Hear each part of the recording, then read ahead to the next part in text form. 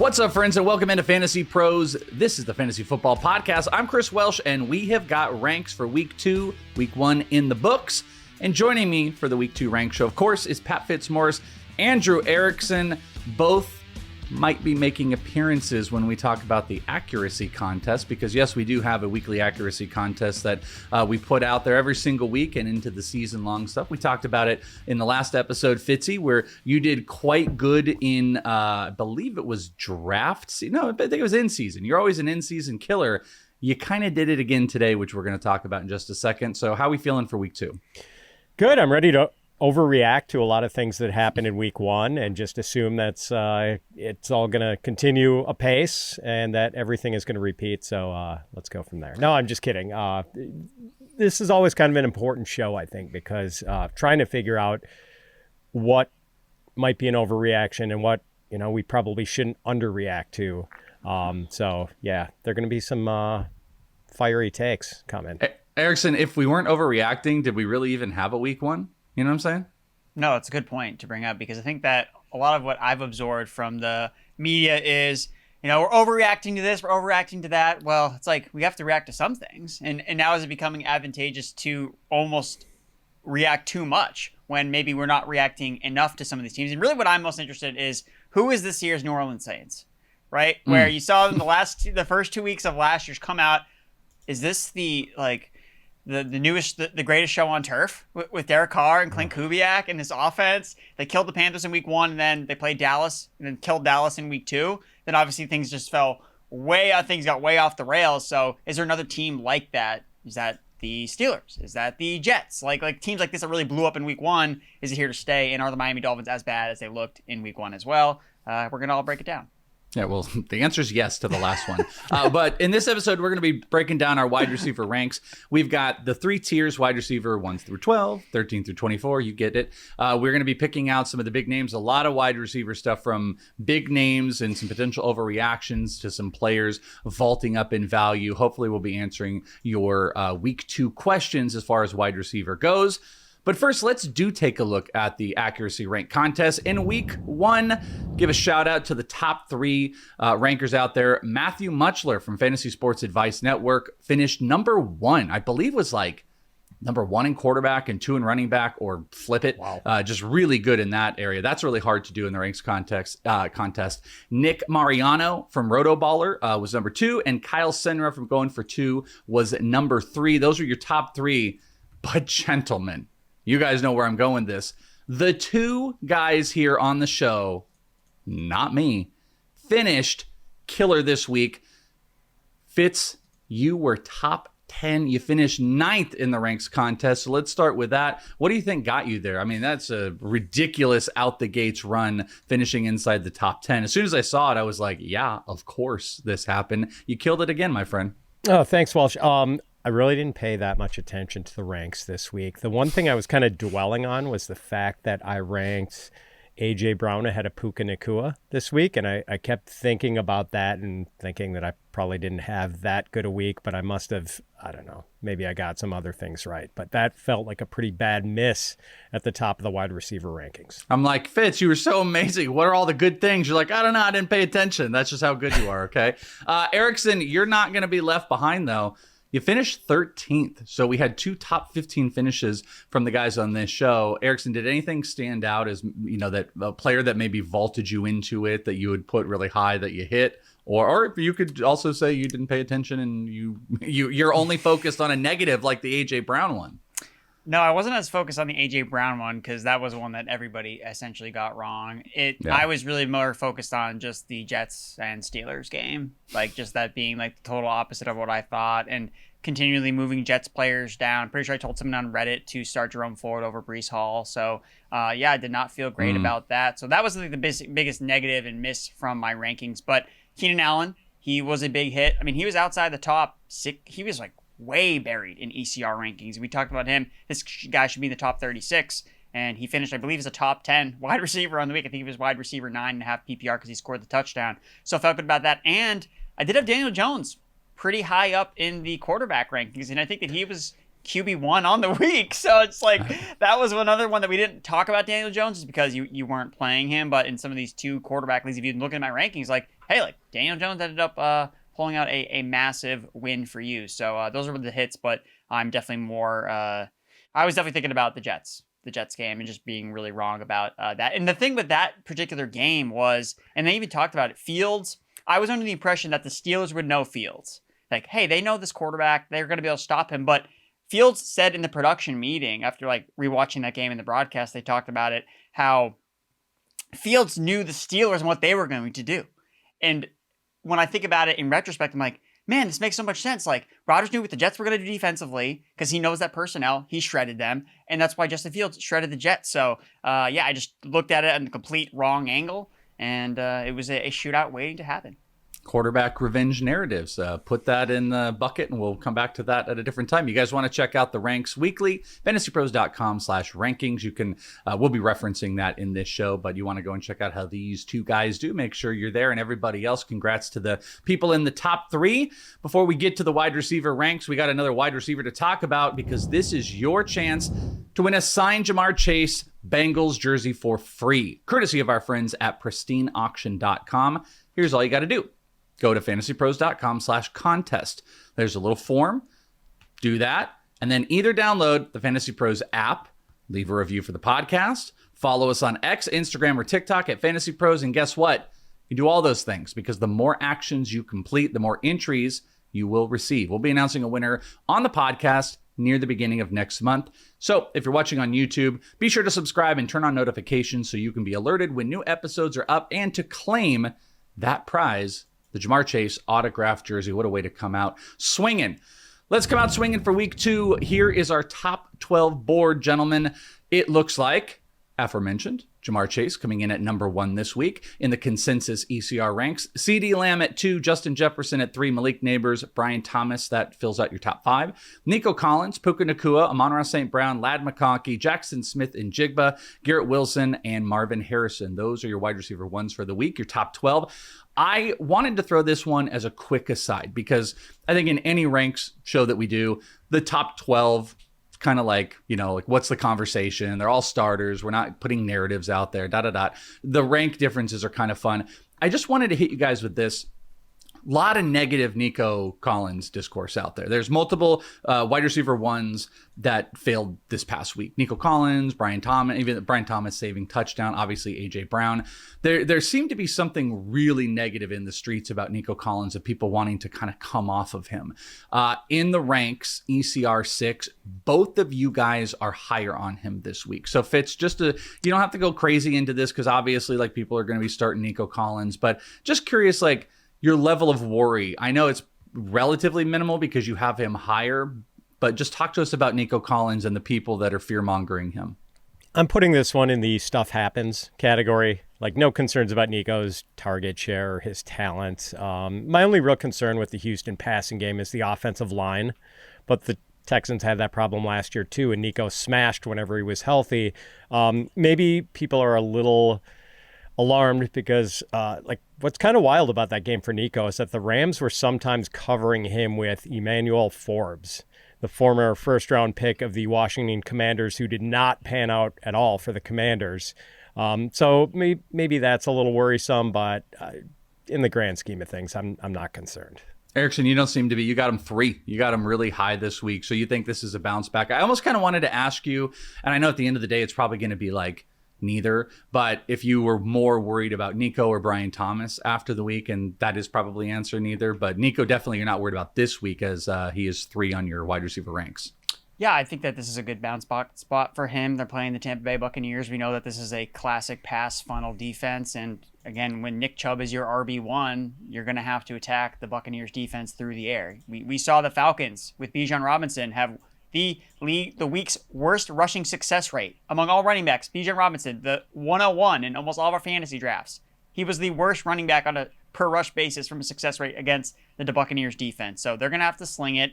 Nico Collins against this blitz heavy Todd Bowles defense. What does that mean? Big plays. Because if they sell out for the blitz, he's on man-to-man coverage. He's a monster after the catch. And CJ Stroud, again, he's always under pressure, but he still shows that he stands in the pocket and he delivers throws. So yeah, Stroud, strap in, baby. It's going to be a long day at the office. You're going to take some hits, but I think Stroud is a warrior. And the last time Stroud played a Todd Bowles defense as a rookie, Guys, he threw for 470 yards and 5 touchdowns as a rookie. So he's been able to have massive games against this defense. It's very boom or bust.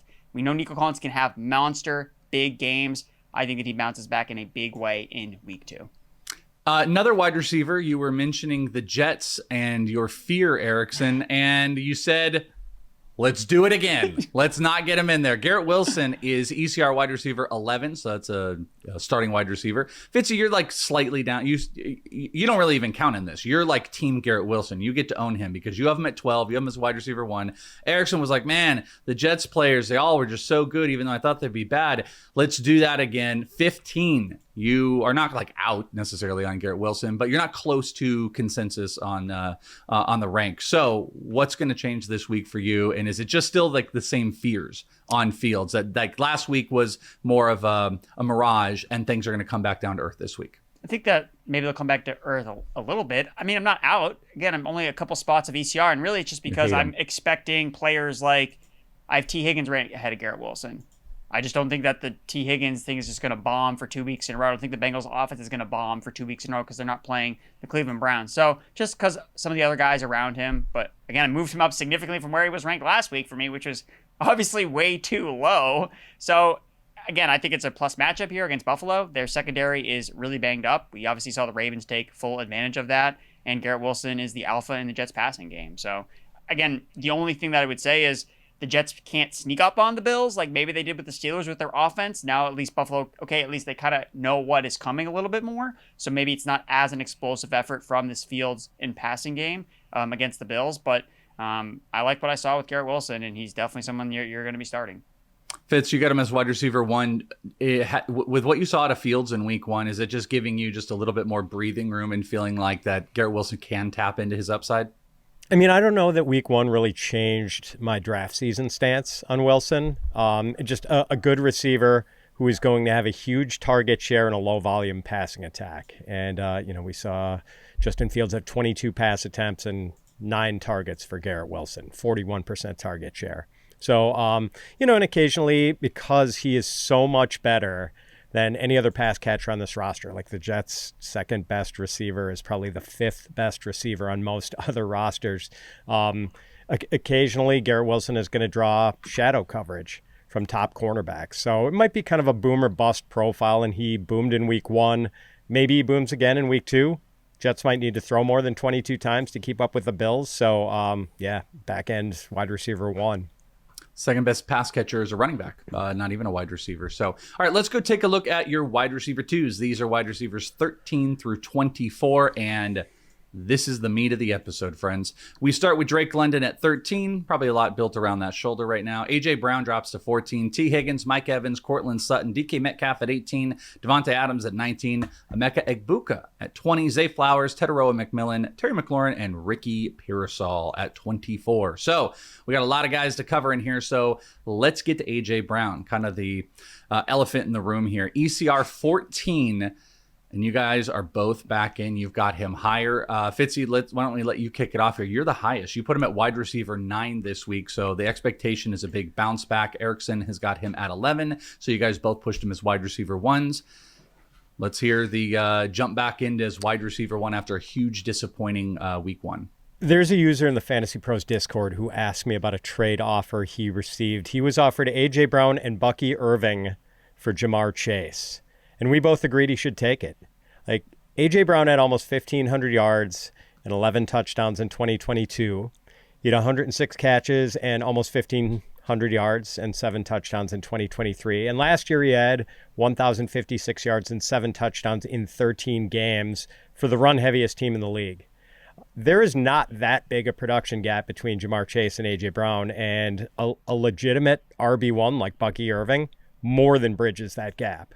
So, yeah, it was weird that A.J. Brown had 1 target in week 1. Jalen Hurts did a lot of scrambling and a lot of checking down to Dallas Goedert. But I'm not terribly worried. This week, the Eagles go up against the Chiefs, who have a top run defense. We saw the Chargers go really pass-heavy against Kansas City in week 1. I guess the only slight concern I have with A.J. Brown is this. Like, what if new Eagles offensive coordinator Kevin Patillo is a major downgrade from Kellen Moore? who was the Eagles OC last year before he left to take the Saints head coaching job. If that's the case, maybe we get disappointing seasons from some of the Eagles skill players, but I'm not worrying about that after 1 week.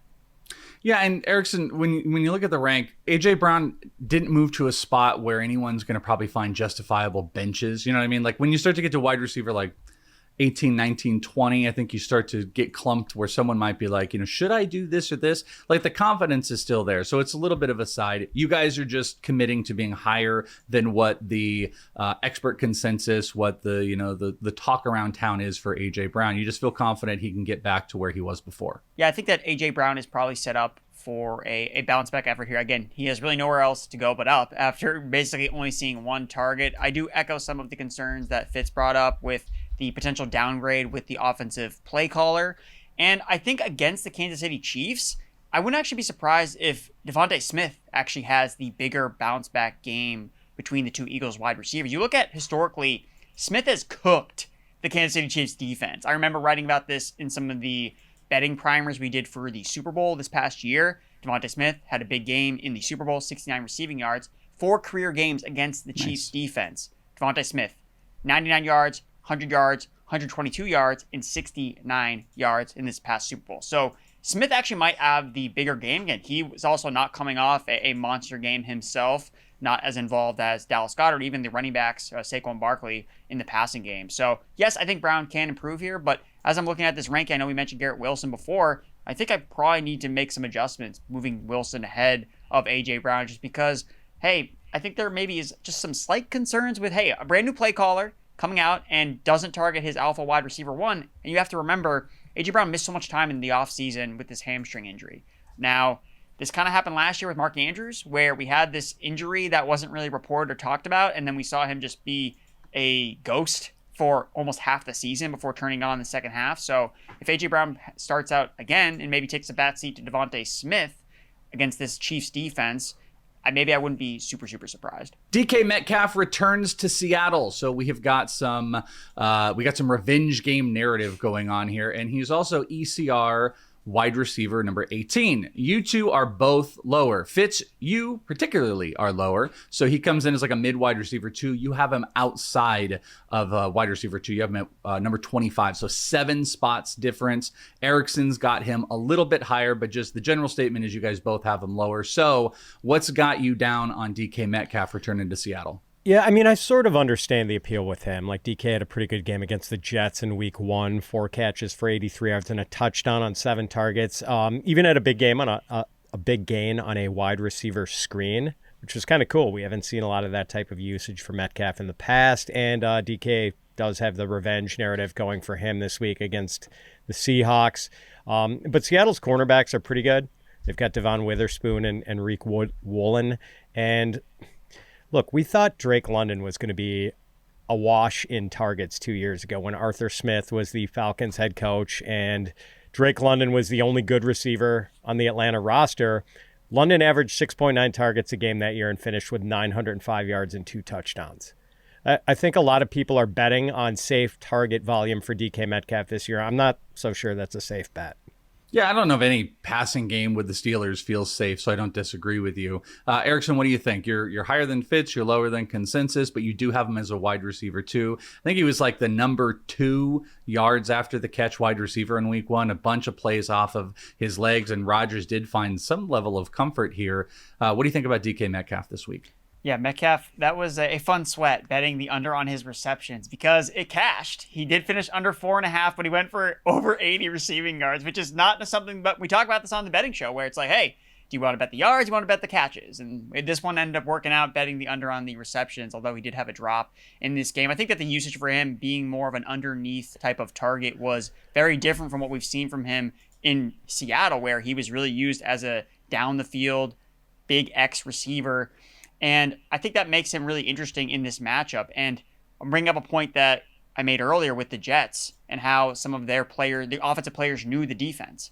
Metcalf knows about this defense. So am I going to fade the revenge game narrative when we just saw it work out for this exact team with the quarterback and Aaron Rodgers?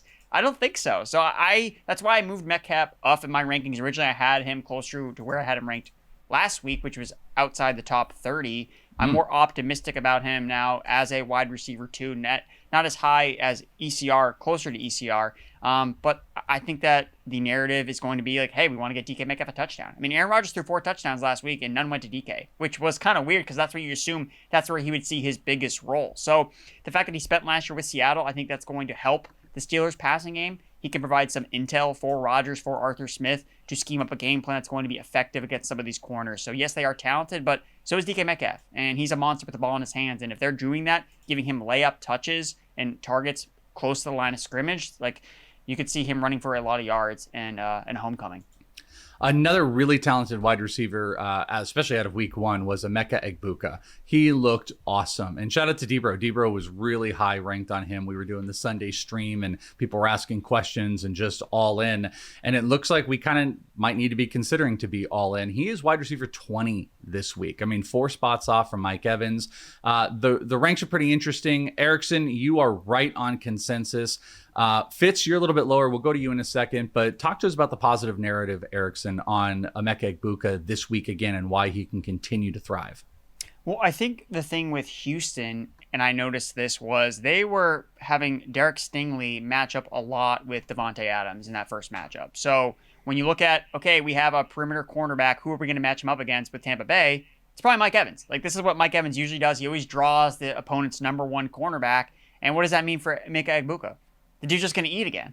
like that's just what he's going to do. He's just going to feast. He's going to get favorable looks against the lesser cornerbacks on the Houston Texans. It doesn't mean that he's never going to draw any type of coverage from Stingley, but Stingley's legit. And if Baker Mayfield knows that, yes, Mike Evans will get his opportunities, but Mike Evans is entering this matchup with a more boomer bust profile where Egbuka, again, as good as he was last week, he only had 6 targets. Like, there's room for that to grow, especially when you lead the team in routes run. I mean, he's an absolute stud. He lines up all over the field. He lines up at wide. He lines up at slot. And Baker Mayfield loves him. Everyone in the Buccaneers loves him. So you just got to keep starting him.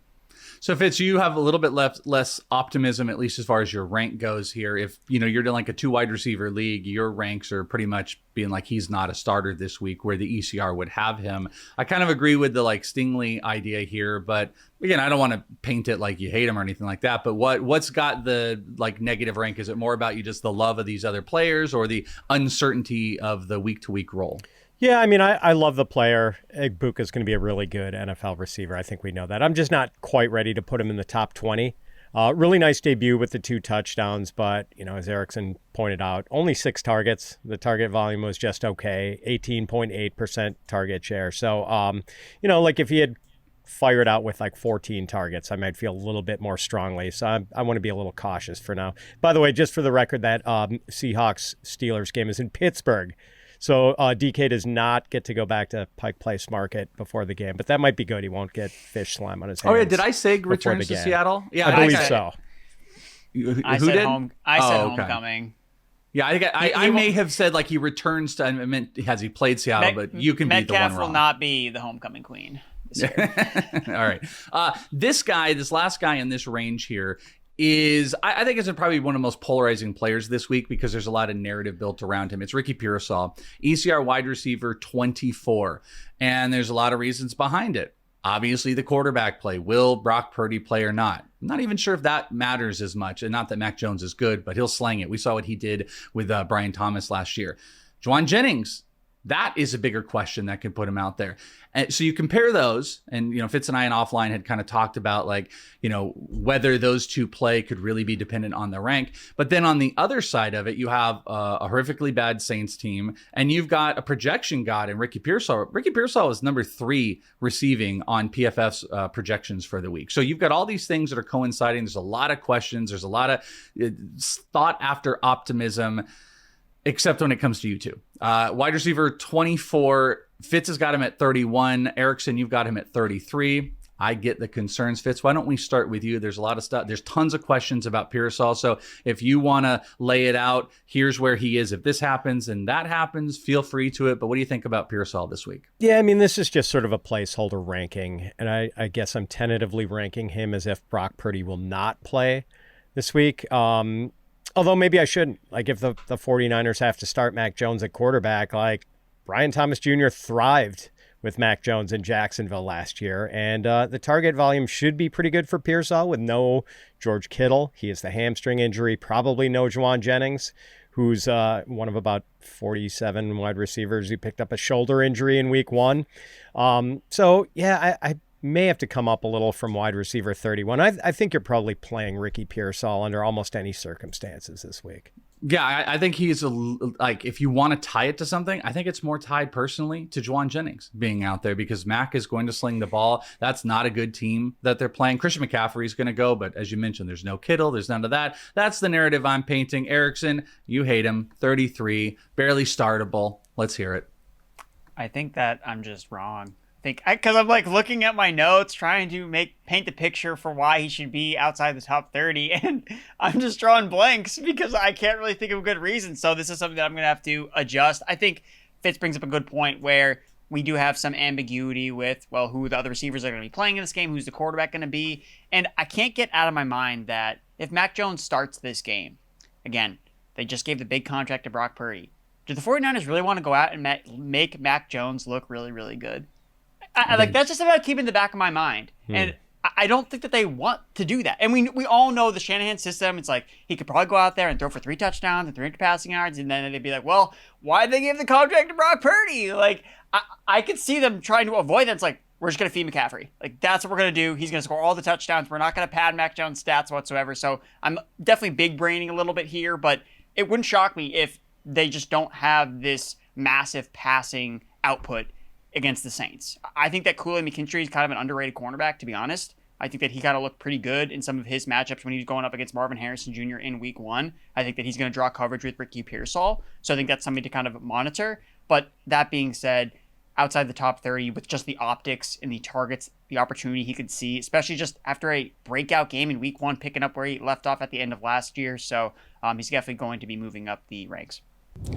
We are extremely excited to announce our new presenting sponsor, Hard Rock Bet. Everybody knows and loves the Hard Rock hotels and casinos, and now you can use the top-rated Hard Rock Bet sportsbook to place your bets all NFL season and beyond. Hard Rock Bet is the only legal sportsbook in the state of Florida. It's also available in my hometown, Arizona, Ohio, New Jersey, Indiana, Tennessee, Virginia, Illinois, and Colorado, with more states launching all the time. You can also play on Hard Rock Bet's online casino if you're in New Jersey. So as we gear up for the NFL season, sign up for Hard Rock Bet and make a $5 bet, and you'll get $150 in bonus bets if you win. Head over to Hard Rock Bet now, sign up, and make your first deposit today. Gentlemen, our final wide receivers. These are wide receivers 25 through 36. We start with DJ Moore going up against Detroit. Devontae Smith, Tyreek Hill all the way down at 27. Travis Hunter, George Pickens, Jacoby Myers, Jameson Williams, Debo, Hollywood Brown, Rome Odunze, Jerry Jeudy, and Calvin Ridley. Some interesting ones in here. Maybe some guys undeserved. Tyreek Hill really falls. DJ Moore kind of tumbles down a bit. But let's talk about Jameson Williams. ECR 31. Some big expectations last week. Not quite there. You guys both have bigger expectations this week. Erickson, you are the highest wide receiver 21, a 10 wide receiver spot difference. That is pretty dramatic. So talk to us about Jameson Williams and why you are bullish on him. Well, the Lions are playing at Ford Field, which is the Coors Field of the NFL, and they're going to score points this week, guys. I think the Lions aren't as bad as what we saw in week 1 against the Green Bay Packers on the road. They're home in the Dome. I think that you're going to get a bounce-back performance from the Lions overall. You just look at the total in that game. You look at the implied team totals. Lions are number 2 on the week.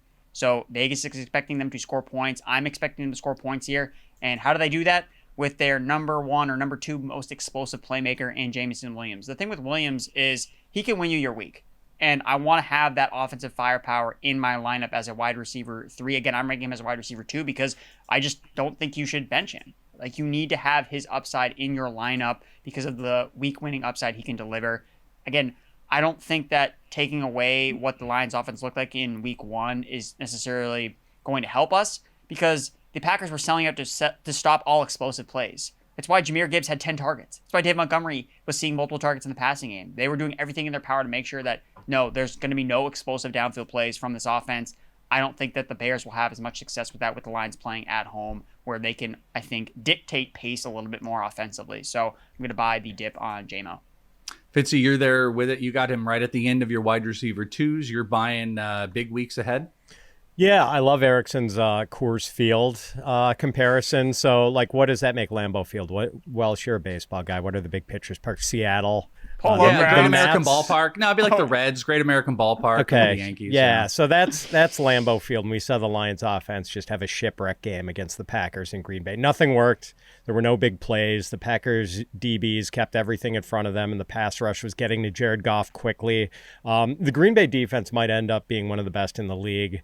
Like the sort of matchup that has us downgrading Packers opponents in our rankings all season. I expect the Lions offense to get well this week at home against the Bears. Chicago's D played well for half of the Monday night game against the Vikings, then kind of fell apart in the second half. Bears cornerback Jaylen Johnson didn't play in that game. He's been out with a groin injury that caused him to miss most of training camp. And Jaylen Johnson is by far Chicago's best cornerback. If he's out, Goff is going to have a big day, and JMO is going to be part of it. Kind of back to what we said at the beginning of the show. Overreactions, they come in all different forms. And sometimes it can be like, I had this great guy that I drafted, and he didn't have a great week, and now I don't know if I want to get him out there. And it's like, that might be just too close to the overreaction train for a guy like Jameson Williams. Calvin Ridley comes in at ECR 36.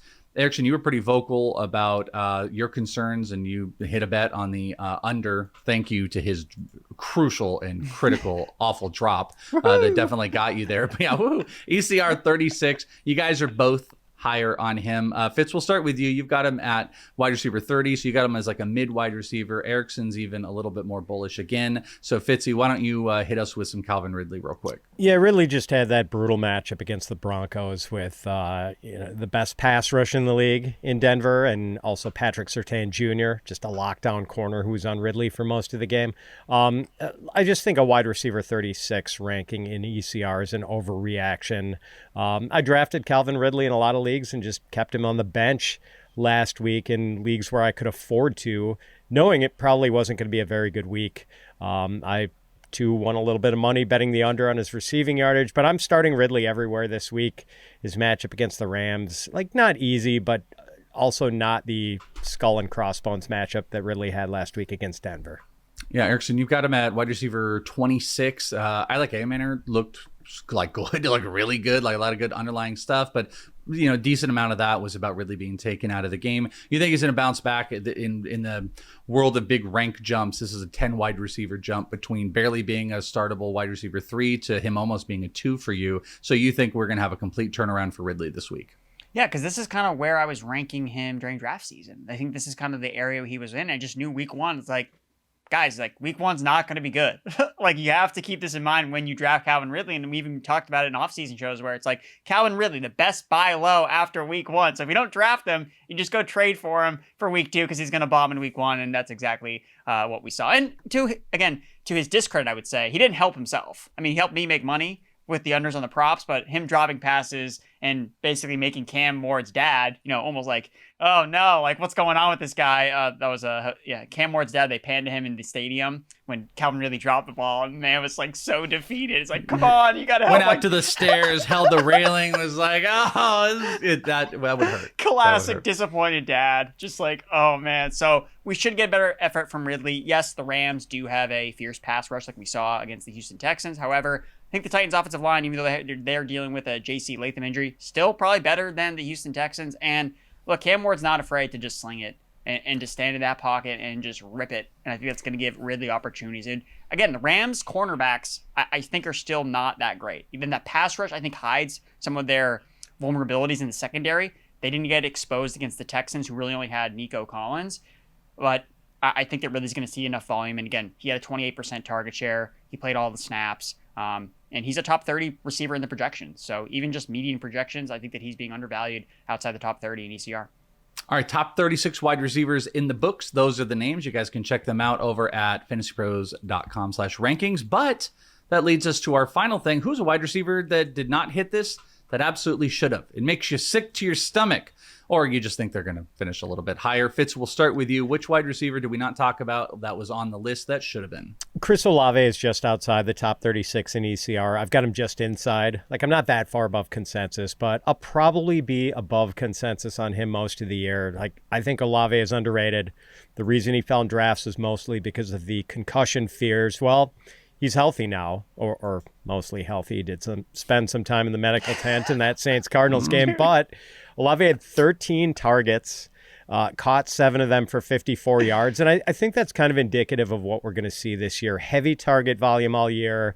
And while he's probably not going to be super efficient with those targets since they're coming from Spencer Rattler, I think the sheer target volume and catch volume Chris Olave has is going to make him a wide receiver 3, a playable wide receiver 3 all year long.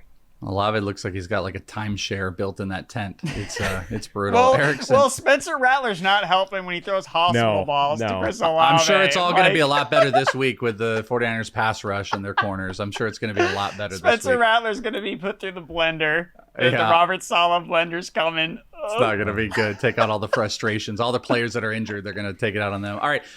Erickson, your wide receiver 3, he didn't make it. Of course this is the name. Of course this is the guy. Let's hear it.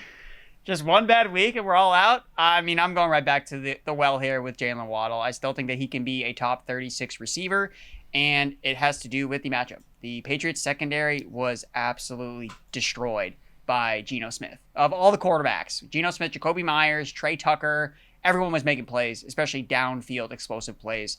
The Patriots are missing Christian Gonzalez, and he makes a big difference in their secondary. So when he's not out there, this pass defense was one of the worst that we saw in week 1. The Dolphins, their defense is still a mess. I think their offense can bounce back just a little bit here playing at home. And I think the thing to point out too, part of the reason why the offense was so terrible in week 1, didn't have a lot of volume. They only ran 46 offensive plays because the Colts scored, I think, on every single possession that they had. So the Dolphins just didn't really have the ball that much to go along with all the turnovers.